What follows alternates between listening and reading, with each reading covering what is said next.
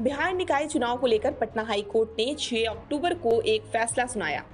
फैसले में कहा कि बिहार निकाय चुनाव में सीटों को जिस तरह आरक्षित किया गया वो सुप्रीम कोर्ट के उस आदेश का उल्लंघन है जिसमें निकाय चुनाव में राज्यों को आरक्षण पर फैसले लेने से पहले ट्रिपल टेस्ट यानी 3 लेयर टेस्ट करना अनिवार्य है।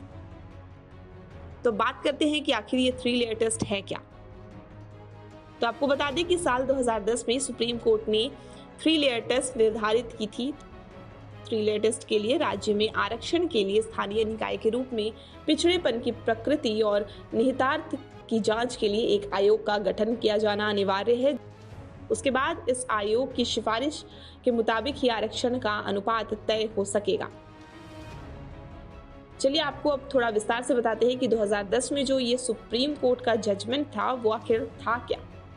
तो के कृष्णमूर्ति बनाम भारत संघवाद 2010 में सर्वोच्च न्यायालय के 5 न्यायाधीशों की संविधान पीठ के आर्टिकल 243D(6) और आर्टिकल 243T(6) की व्याख्या की थी, जो इस कानून के अधिनियम के तहत पंचायतों और नगर निकायों में पिछड़े वर्गों के लिए आरक्षण की अनुमति देते हैं। इसमें सर्वोच्च न्यायालय ने ये माना था कि राजनीतिक भागीदारी की बाधाएं शिक्षा और रोजगार तक पहुंच को सीमित करने वाली बाधाओं के समान नहीं है। समान अवसर देने के लिए आरक्षण को चाहने योग्य माना जाता है, जैसा कि इन दोनों अनुच्छेद के साथ ये जरूरी है जो कि आरक्षण के लिए एक अलग संवैधानिक आधार प्रदान करते हैं, जबकि अनुच्छेद 15(4) और अनुच्छेद 16(4) के तहत शिक्षा और रोजगार में आरक्षण की परिकल्पना की गई है। सुप्रीम कोर्ट के इस निर्णय के तहत स्थानीय निकायों को आरक्षण की अनुमति है, पर सर्वोच्च न्यायालय ने घोषित किया कि आरक्षण स्थानीय निकायों के संबंध में पिछड़ेपन के ट्रिपल टेस्ट के अधीन है। तो अब जान लेते हैं कि सुप्रीम कोर्ट ने जो ये 3 लेयर टेस्ट का प्रावधान लाया है वो आखिर कैसे होगा। तो पिछड़े वर्ग के लोगों की सामाजिक, राजनीतिक और शैक्षणिक स्थिति जानने के बाद ही इस पर कुछ तय किया जाएगा। अनुसूचित जाति, अनुसूचित जनजाति, अन्य पिछड़ा वर्ग के पक्ष में कुल आरक्षित सीटों का प्रतिशत 50% से अधिक नहीं होना चाहिए। जब तक 3 स्तरीय जांच पूरी नहीं होगी, इन सीटों को सामान्य कैटेगरी में मानकर ही चुनाव कराए जाएंगे।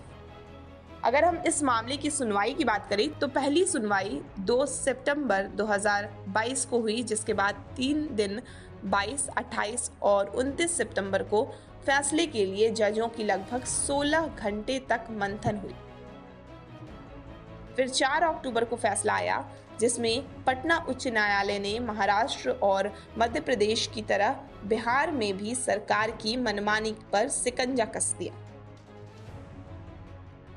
पटना हाई कोर्ट के चीफ जस्टिस संजय करोल और एस कुमार की बेंच ने 6 हाई कोर्ट ने स्पष्ट की प्रावधानों के अनुसार तब तक स्थानीय निकायों में ओबीसी और ईबीसी के लिए आरक्षण की अनुमति नहीं दी जा सकती जब तक सरकार 2010 में सुप्रीम कोर्ट द्वारा निर्धारित 3 जांच अर्हताएं नहीं पूरी कर लेती।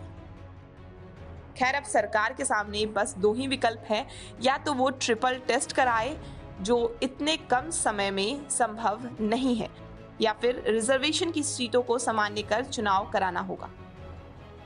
तो ये तो देखने वाली बात होगी कि आखिर बिहार सरकार इस पर क्या फैसला लेती है। तब तक आप हमारे साथ बने रहें और बिहार की खबरों के लिए देखते रहें बिहार तक।